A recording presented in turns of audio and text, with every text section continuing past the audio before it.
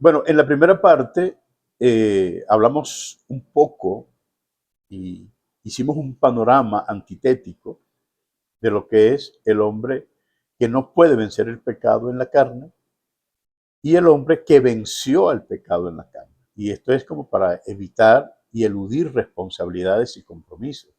A veces es muy fácil decir, como para salir de un atolladero y no asumir un compromiso verdadero. este, las personas dicen, lo que pasa, hermano, es que yo con mi mente sirvo a la ley de Dios, pero con mi cuerpo sirvo a la ley del pecado. Ningún creyente puede servir a la ley del pecado. Como Pablo dice en el mismo Romanos capítulo 6, no reine el pecado en nuestro cuerpo mortal. Hay que continuar y hay que conseguir el libro de Romanos. Es una cátedra de teología, es una cátedra de vivencia verdadera. Y no podemos estar utilizando desvíos, travesías. Necesitamos ser suficientemente responsables y comprometidos con el pensamiento divino, con la escritura, para que asumamos esos compromisos y ayudemos a los demás a asumir compromisos serios, compromisos que están dentro de la escritura y que ciertamente entendemos, como ya hemos dicho, las dificultades que se presentan, pero más allá de esas dificultades, reconocemos y entendemos también la verdad de Dios, la verdad divina que está allí y que Dios está dispuesto a ayudarnos y que hasta el día de hoy nos ha ayudado. De modo pues que quiero entonces que conversemos acerca del cuerpo de muerte. Fíjense la importancia de este asunto, ¿no?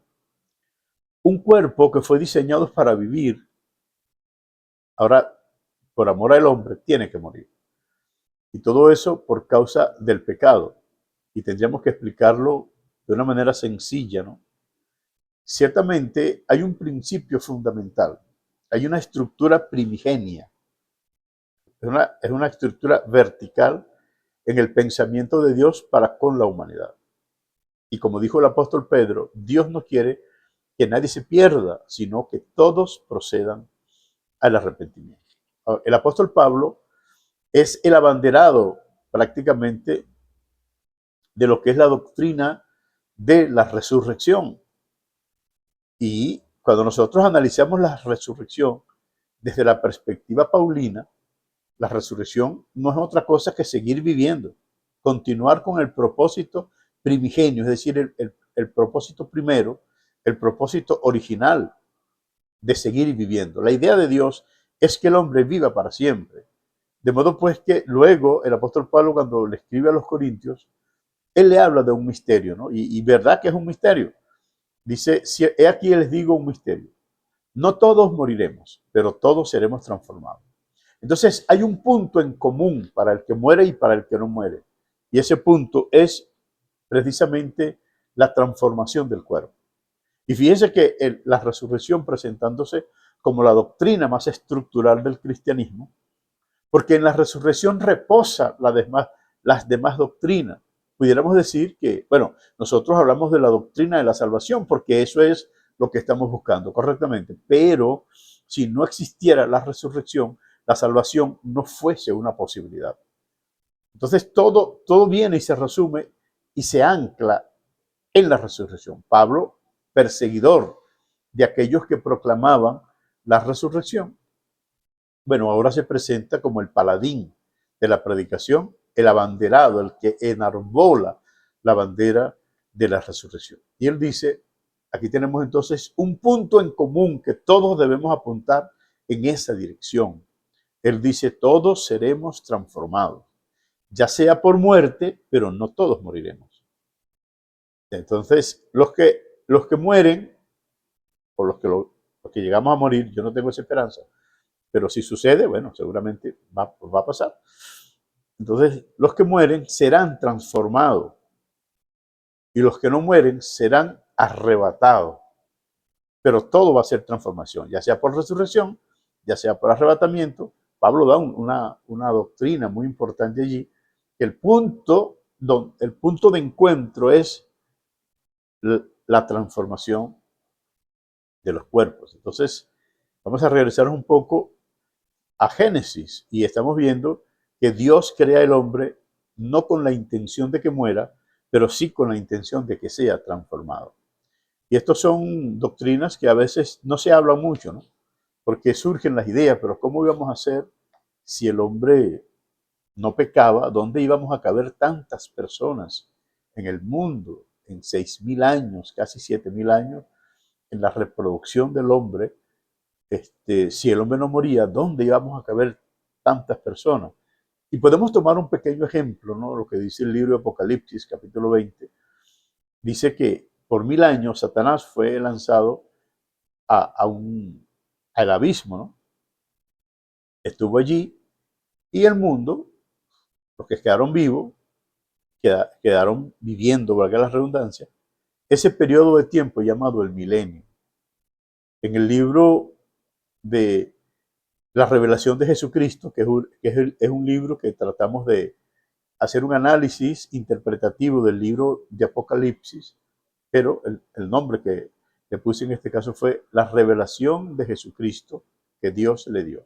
Y esto es para hablar de la restauración del pueblo de Israel. En ese libro vamos a explicar algunas cosas. Cuando salga, ustedes pues tendrán acceso a él. Entonces, estamos viendo aquí, ¿no?, que Satanás, cuando terminan los 1.000 años y viene otra vez a engañar a las naciones, dice la Biblia que eran como la arena del mar, en 1.000 años, solo en 1.000 años. Eran como la arena del mar, pero estamos saliendo, señores, de la gran tribulación, donde más de la mitad, el 75% prácticamente de la humanidad había muerto. Y eso pues no lo vamos a explicar ahora porque sería otro tema, ¿no? Pero fíjese que en 1.000 años el mundo se pobló otra vez. Fueron como la arena del mar, Gog y Magog, una cantidad impresionante para levantarse, para luchar otra vez contra Dios. Esos son temas que lo tenemos en otros estudios, lo tenemos en otros libros, pero necesitamos traerlo a colación hoy como para poder hacer sinopsis entre una cosa y otra. Porque queremos hablar es qué hubiese pasado si el hombre no peca y se hubiese multiplicado tantas veces, ya no cabríamos en el mundo. Entonces Dios tenía una solución para eso y no es que la tenía, la tiene. Y esa solución era la transformación de los cuerpos. Los cuerpos, si pecasen o no pecasen, iban a ser transformados, porque ese es el punto de encuentro, dice el apóstol Pablo. ¿Por qué?